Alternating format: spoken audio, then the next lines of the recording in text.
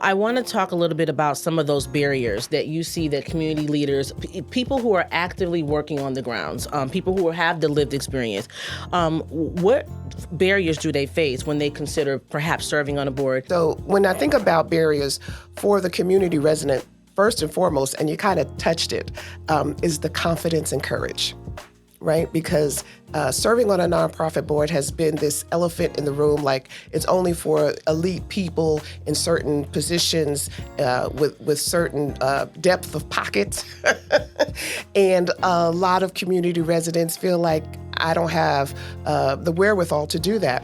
So in our very first session, we address that issue of confidence and ability, and we do it through what we call transferable skills. Those are all transferable skills that can now be brought to the boardroom. So that's one of the barriers, and that's how we overcome that. When I think about a different type of barrier, it is dollars.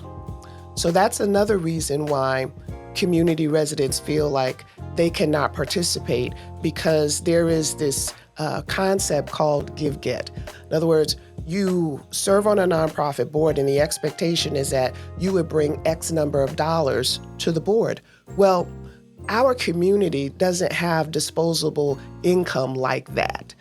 Most of our community, even as we defined ourselves at the beginning of your podcast, are just about barely making ends meet.